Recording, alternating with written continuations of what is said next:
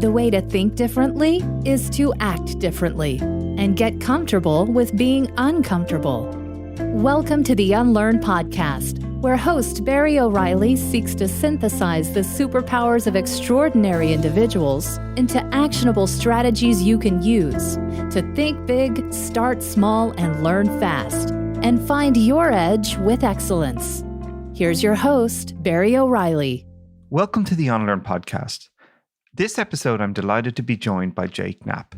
Many of you may know Jake as the co-author of the fantastic book, Design Sprints, or more recently, Make Time. Now, Jake has worked with lots of interesting companies, from Oakley to Microsoft to Google, where he's been involved in some products you probably use today, such as Gmail or Hangouts. Now, on this show, we discuss what he had to go through to actually create the concept of a design sprint, and much of the things he had to learn and unlearn along the way as the process and his thinking had evolved. We dive into the real pain of failure and how you can use that not only to improve your process and your work, but also yourself. And finally, we spend time on the power of decisions and how great design sprints help deciders make better decisions in the face of uncertainty, ambiguity, and the pressure to succeed. But before Jake was building products, he wasn't really sure that was going to be his career. It's certainly what he had envisaged for himself. Well, one of the big ahas was realizing that I liked designing software because it was something I had been doing since I was a kid, and I just thought it was fun. You know, I had a program called HyperCard it's on every Mac, and I used to make games using this software. This is like in the late 80s and then the early 90s. And I started making web pages when that became a thing you could do. And all this stuff, I just was like interested in it. But I thought of myself as an artist, as an art person. So I went to college, I majored in painting, although I had dropped out of that program and just did this general art degree. And all along on the side, I'm doing odd jobs and doing contracting, doing web design, but I never thought of this as like my career. So a big turning point for me was when I realized, oh, wait a second, like actually, I think it's okay to say I'm really into the software design thing and I might not be an artist with a capital A, but like I really like building products. As I found out when I got into it, I also really liked the business part of it. It was fascinating to me. Coming from a painting background, one of the first insights Jake had was that he was a little bit of an outsider. Yet that outside perspective, while initially it made him feel isolated, over time he discovered it was actually a strength and a principle that he would apply to all his work. Leveraging diverse thinking, perspectives, and voices can actually lead us to extraordinary results. Even though I was working as a designer or product person, that I would always feel like a bit of an outsider. And I never quite fit. I didn't fit in art school, but I also didn't fit in the software world. And one of the things that was weird about me that I finally realized I just, again, needed to embrace was that I loved process. I was fascinated by the way that we built the products and seeing all the ways that it could be made better. And so at first, it was the first few years, it was just a matter of me trying to understand and catch up because I felt like an outsider and I don't know what I'm doing.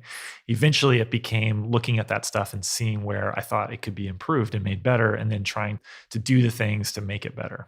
Yeah, one of the things I really enjoy about you is you really live this stuff. It's not like you go to work and do it. It's like you. It's just everything about you is like, you've always run these tiny little experiments almost on yourself about simple things like your phone. You don't have your email on your phone. Like, yeah. How many people have that out there? Like nobody. Yeah. Right? I wish more people would try it because I think it's transformative.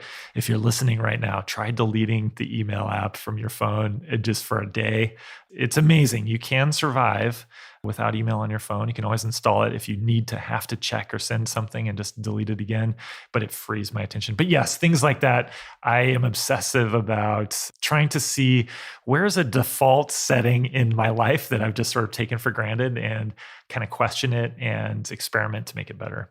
Yeah, well, and it's amazing, right? Like I had this similar experience with me. Like I would very frustrated at the end of most weeks, feeling like I didn't get stuff done.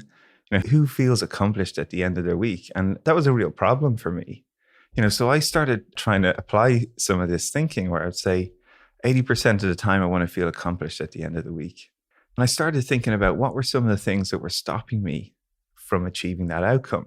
And I was like jotting down behaviors that helped me achieve it, jotting down behaviors that held me back. And invariably for me, one of the first things that came up was social media. Like, what a time sink. Yeah. Anytime my phone beeped, I'd just find my way to look at what was on the phone and then magically find my way to Facebook or whatever it was. Yeah. 10 minutes of troweling down there. It's like, you know, and a huge breakthrough for me was deleting it from my phone, right? Because it made the behavior really hard to do. Right. You get on the phone, I'd still try to find it, but it wasn't there. And then that 10 minutes, I suddenly get it back because I'm doing something else with that 10 minutes. Right. You know, and the power of compound interest. Is there a greater force in the universe? I still don't know. But making time, and this is again what I loved about your more recent book, is like people being really deliberate about how you spend your time and thinking about it. And I think that's another thing that really jumps out to me about you, about how you set yourself up for success. You're really deliberate about what you're doing. So how do you sort of figure that out? And how do you find out the things that are holding you back? Well, it feels funny to talk about it right now because as you and I were talking just before we started recording, and I actually feel like in this little period of my life I'm in right now, these last few months, like I have to figure it out over again. Like there's things going on that make me need to sort of re-experiment and reassess and try to get this rowboat upright again. I feel like it's upside down and I'm just trying to not drown. But throughout my life, it's been this series of trying to figure out at the given moment the defaults that I needed to question. And I think that for me, I don't think this is so unusual. Sometimes things just like aggravate me, but maybe I get more aggravated than other people. I get more frustrated either with myself or with what's going on. And it might be that I'm sitting in, I was, working on some product and I'm sitting in a meeting, whether it's at Microsoft or Google or whatever. And I just feel like, oh God, I feel like we're wasting our time. Like we're just talking around the big issue.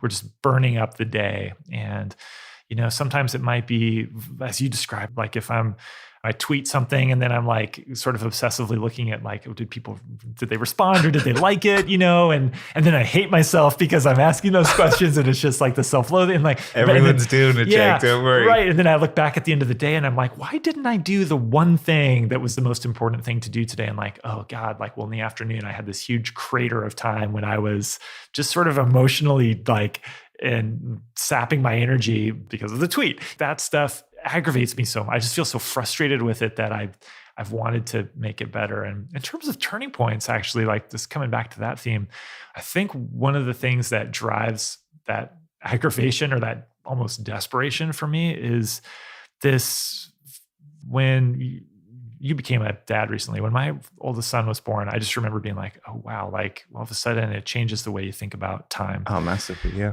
And similarly, like my father passed away 3 years ago. And I just like that, those moments of real life where you are reminded how fleeting it is and how precious and how in essence it is just each moment. And that I often am robbing myself of those moments because the way I'm doing my work is sort of not thoughtful, or the way that I'm spending my time or my energy in the moment is not thoughtful. And so I just kind of as a desperate human, as a sort of fragile human, I just want to like take that stuff back.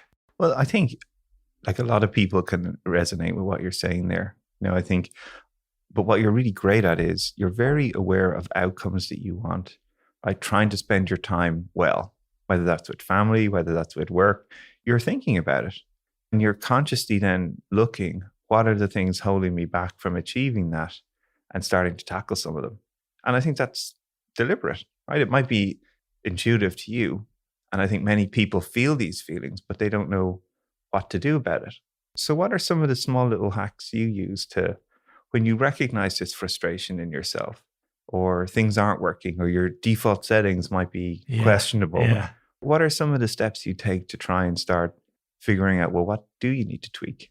I recently had a realization, which is that a lot of the way I look at the world goes back to HyperCard, which is this program I used. I started using it maybe in middle school and all through high school. And I even managed to use it, even though it was a dying program. I still used it at my first job at Oakley Sunglasses. I made a tool to like sort of automatically produce web pages with this thing. And it was a very simple coding tool. The syntax was very plain English, easy to use. What I realized recently was that this idea of having code is just so deeply ingrained into my thinking because I'd been doing it from back then. I don't write code now, but it just is like set into my brain that you can see things as a procedural sequence of events. And just as there's code for a software or a web page, there's code for a day. There's code for a meeting. There are a sequence of things that happen. A lot of times nobody wrote the code. It just happens like it just sort of organically congeals. But if you treat it like code and you make a list and you look at what happened, then you can debug it. And so I think that's one of the differences in the way I look at things is that I'm always kind of trying to figure out where was the bug? Where did the error occur? And could I fix that code? Could I apply the script of things that happened? A powerful way to think about this in maybe more human terms or slightly more normal terms is a checklist. Like, is there a checklist of activities that happened? Or to think of the calendar and the ways calendars dominate our lives, but they're also an opportunity. They're a canvas that we can design. So if I more intentionally structure the sequence of activities that happens on my calendar, rather than just saying yes or no sort of blindly and letting things congeal, it's just this thing of designing versus congealing or debugging the code versus just like hoping for the best. Yeah, and there's some really nice principles you're applying there as well. Like you're gathering data and reviewing the data, right? To make the behavior aware to yourself to say, are these behaviors I want to do or not do? Are these helping me or not helping me? Is things being inflicted on me, or can I have some sort of, not necessarily full control, but at least preempt or be proactive about where I want to spend my time and where I want to invest. And reflection seems to be a huge thing for you as well, like looking about what's happening and then seeing how that's going to inform what you're going to do differently next time. Yeah, and I guess the part that is always hard for me is that the reflecting thing, I rarely feel masterful while figuring this stuff out. Like the reflecting part, the reviewing the data, when we describe it that way, it sounds really great. It sounds really smart, but doing it sucks because that means you're really trying to acknowledge like, how did I screw up? And then like looking at the screw up and then trying to figure out what was the root of the screw up. And a lot of times the roots of the screw up are like things that I don't want to admit I can't do. So like with the design sprint process, a lot of it was admitting, as the lead designer on this project, if I just go with my expertise and intuition and come up with the best design I can come up with, that's not good enough. I need to do something else to make it better because my expertise is not enough for us to succeed. My product sense on its own is not enough. And that process sucks. And it only comes from like doing it and thinking that you're good and maybe even getting external feedback that you're good, but honestly evaluating it and saying it could be a lot better and it's not acceptable. Yeah, this is such a huge point for me as well. I think you've got to own it, right? When things don't work out, you've got to own a lot of these things. And that hurts a little bit. It does. Yeah. People talk about failure being great. And for me, it's not great. It hurts. So this isn't always like a joyful, fun process to me. I just can't not do it sometimes. Yeah, it's tough. I think one of the exec camps I ran was for the leadership team at JFK Airport, right? And we were trying to redesign how the airport operated. Super pumped. Yeah, going to have them. Yeah, we took over like an abandoned business lounge that they had in the airport and set up this sort of war room where we were like designing experiments, and then the exec team would literally go out into the hallways and lounges and areas of the airport and try and run these experiments and see where. So cool. It sounds cool, right? I was like, this is going to be the coolest thing ever. It was a complete disaster. It just didn't work. And so many of the things I thought would work for us, some of them actually really worked against us. We were asking people to do things that were very unfamiliar to them. I thought, like, who wouldn't want to just jump out and speak to a customer in the main lobby of a airport where you're working there? Like, for some people, it was super uncomfortable. And I didn't set them up for success to make the most out of those opportunities. And it's a real tough learning for me. I remember sitting on the plane flying back. My initial reaction was, it was those people. Why didn't they want to talk to customers? But then when I really thought about it, I didn't set them up for success. That was a tough thing to take away, but it helped me improve the way I did it in the future.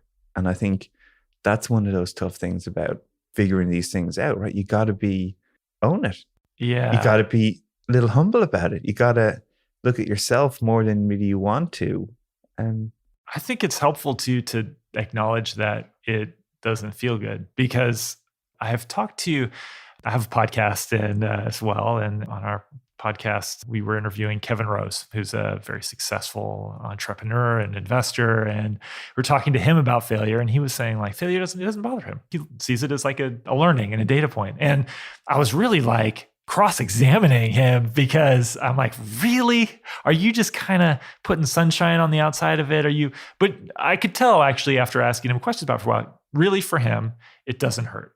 It's learning. He's being sincere about that. And a lot of times I think we hear from these people who are very successful, who are wired or whatever in such a way where failure doesn't hurt them the way it hurts the rest of us emotionally. And maybe it's just a more evolved or sophisticated letting go of the ego kind of thing that they're able to do. But for me, it hurts. And I think it's actually kind of helpful to know that doing some of this stuff might not feel good. Because when we do it and it doesn't feel good, and then like our natural inclination as humans is to avoid pain, because it's sort of how you survive. And so you want to not do that thing that hurts. And I think it makes us talk about failure differently than we act. I think it's important to acknowledge how much of a bummer it is. On the micro level of I wasted my afternoon, and on the macro level of I spent 5 years building a product that was slowly tanking and no longer exists, which I've also done. Yes. Yeah, let's all congratulate ourselves on doing that numerous times. Yeah, it's such a point, right? Because I think so much of the narrative of our industry is I woke up one morning, I went for a jog, and then suddenly I created a unicorn. Oh yeah, no, we failed along the way once. It was this very, very menial thing that didn't really matter. But yeah. And I think it's great to call out that it is a narrative that needs to be debunked, right? And a lot of this stuff is hard work, and recognizing things aren't going to work. I'm sure the first design sprint you did was absolutely perfect, right? Like a dream. Looking back on it, it is amazing that it worked as well as it did, because the code is so much different from the code that I ran after doing it for 3-4 years and experimenting on it. The first one was 30 or so people on day one. And that sounds like a jungle. It was crazy. But I was used to running these sort of brainstorm or design thinking kinds of workshops. And we did that at a really large scale. And so that was what I was familiar with. So I thought, well, what I'm going to do is kind of combine some of the things I know from that, where you bring people together, because that's a powerful tool to bring people together with some structure. But then what we're missing is this quiet alone time where people can execute. And so after that, I'm going to get a small group, and it was maybe 4 designers, a product manager, smaller group. And for the rest of the week, we're each going to work on building our own prototype of the thing. And so that was too long. I now would say that's too long to invest in the prototype before you test it. And that's too many people to have in the beginning. And there are all kinds of problems with that first one. But the fundamental part that worked was this idea that you get a bunch of perspectives and a lot of information to boot up on, and then you have competing ideas. And when you have a competition of ideas and people are able to put some thought behind them, your chances of success do go way up, because 4 of them can fail if the 5th one is strong. And that is what happened in the first sprint. Like I said, it's a miracle, but there was an idea that came out of that. It was this designer named Jason Cornwell. It was for Gmail, and it was a small thing, but it was in Gmail for a really long time. It was this contact information that would show up on the right of the message. If you were looking at an email, you'd see the person's contact details on the right. Yeah, and that came out of the very first design sprint. And actually, unlike everything I'd ever seen in any brainstorm where people were doing a group brainstorm and like shouting things out, that actually was built, made it into the product, and was a big part of the product for like a decade. But a lot of mistakes to get there. And also 10 years of mistaken processes to get to that point. Yeah, which is also important. Well, look, I think what's even interesting as you share these stories is the things that you're sharing, as I hear them, is you're focusing much more on these principles, like creating groups of cross-functional people to come together, right, by building feedback mechanisms in. And I think what's always very interesting is when you really start to understand the principles of things, practices change to the context that you're in. Right? You'll try a different practice here, or maybe we'll do crazy 8s, or maybe we'll do this design thing here. But I know what I'm trying to do is get people to share their ideas, democratize them, diversify them, and then let's find out what we're going to do next. And I think it's an interesting thing for people to understand about how when you focus on principles like that and you understand them, which for some people takes 20 years of mistakes for it to really float in, you're able to sort of be a little bit more, well, you can sort of, let's try this practice here. Maybe this practice might work here, because what I know I'm trying to do is get customer feedback. So when you think about the evolution, even for yourself, about design sprints from 1 to who knows what we're up to now. Like, do you even know how many you're up to at this stage? I don't, but for over 200 probably for me, and for the people who've done them out in the world, I mean, probably, thousands or tens of thousands. Yeah. Right. So what were some of those like principles or those little aha moments that you saw in the evolution, even just your thinking? Sure. I mean, you talk about the idea of unlearning, and I think some of the things I had to first learn and then unlearn as a product designer, I had to learn the techniques and tools that would give me the confidence to create a design and then sort of lead the team through building and launching that design. And you have to have some self-confidence in your skill to get to that point. And so over the years of doing that and trying to get better and better at that craft, you're learning how to have confidence. And so one of the things with the design sprint, one of the principles and one of the big unlearnings for me is to say that other people on the team are as likely to have a strong solution as I am. And if I give them the right tools to put it into a form, one of the things that made me special as a designer was that I could put it into a form. And I had the confidence to put a sequence of those down and say, here's how it's going to work. Here's the plan. If I can give the other people the tools to do that, that one of them might beat me. And that's sort of an unlearning, but it's also like a principle that if we're better off if we have multiple approaches and we don't assume up front that any one person is absolutely for sure going to be the best at it. That's an underlying principle that's huge here. We don't say that it would be better off spending this week just giving it to one person to deal with. So that's one of those principles. Another one of the principles is, and again, this is something like as a person who's working with teams of people, one thing you have to learn how to do is to articulate and present your ideas and argue for your ideas and make sales pitches for your ideas. So learn how to do that and get better at doing that.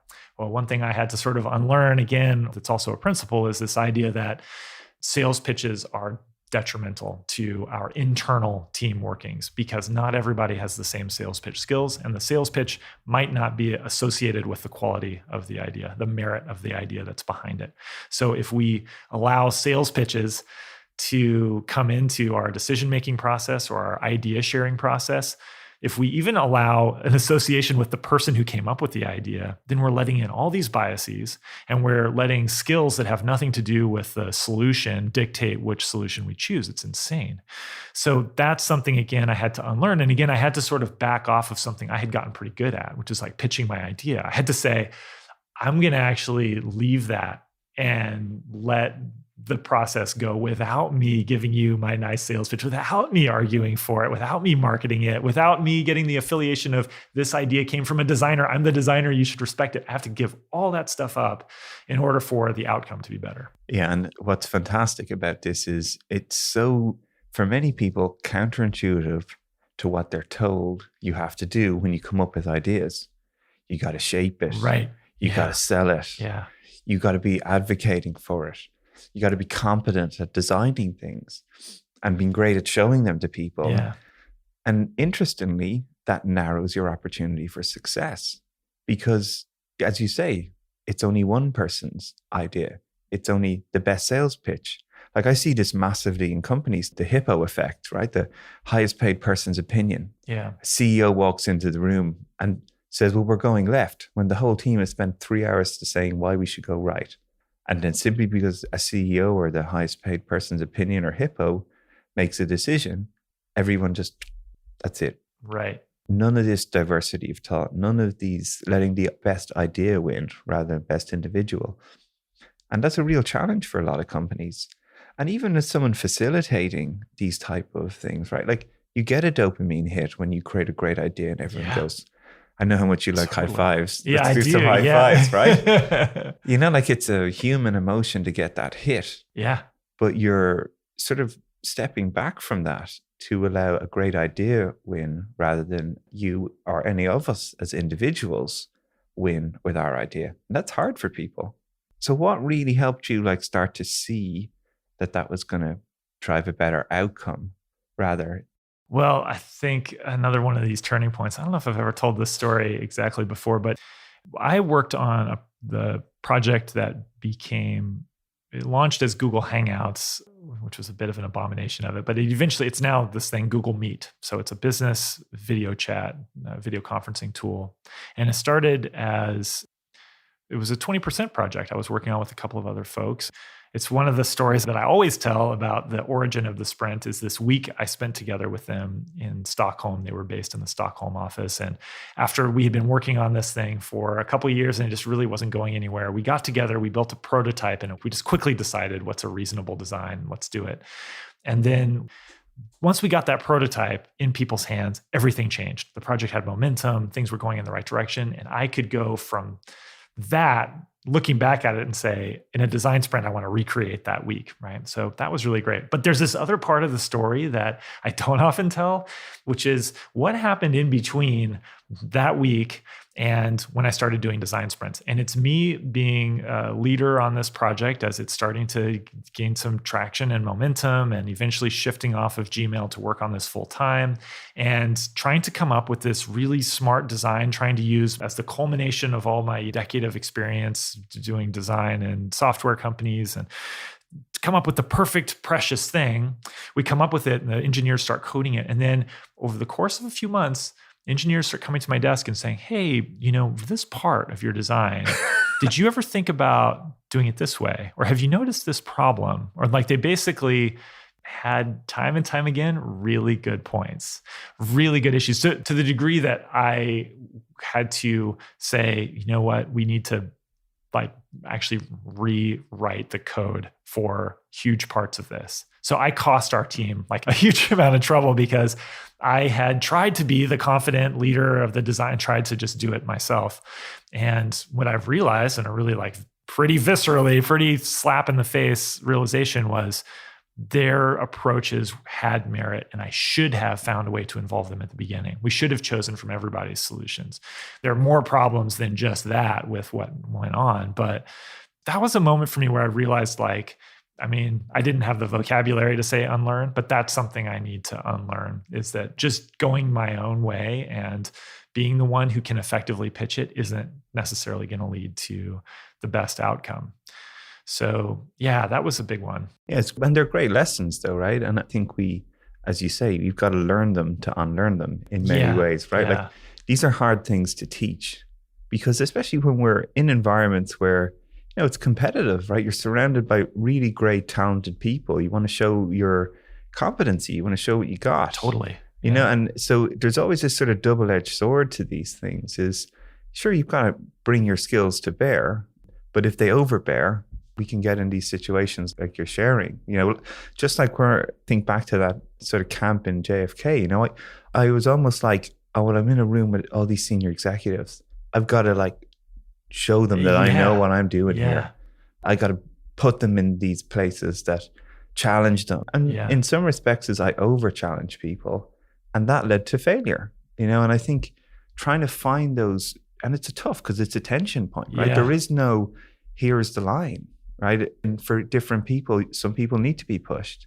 Some people need to be pulled. Some people need support to get there. And, when you're in a room sometimes with 30 people, obviously a little bit less now. Yeah. But, there's a lot of dynamics 5 to 7. happening. Right. Yeah. But there's a lot of dynamics there, and I think it's just sort of recognizing that and being intentional and knowing where people are at or what you need.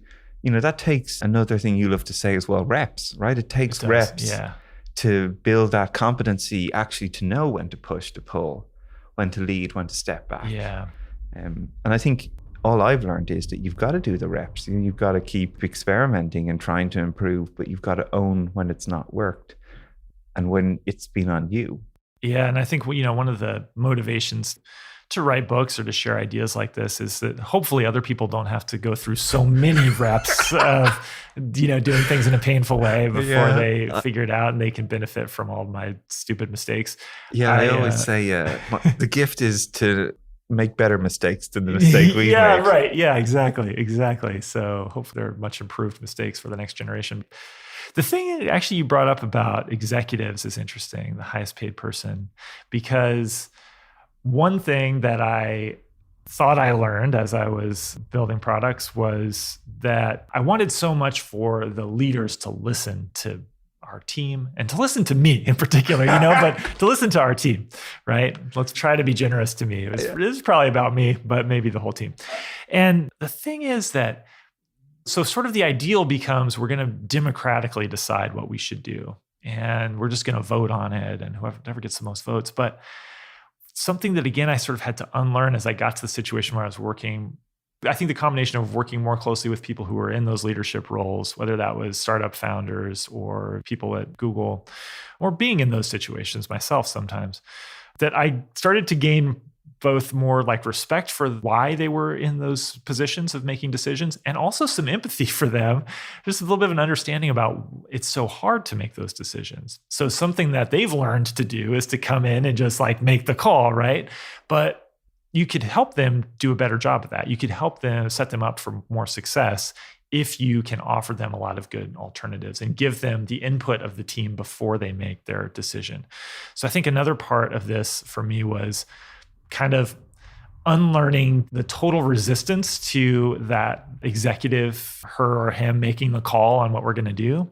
And instead kind of saying like, okay, well, we're going to try to set up a situation where that person does make the call, but we just set her up for success. We give her all the tools that would make it the best possible decision, the best possible outcome. And in fact, give them a learning experience so that their decisions are even better in the future.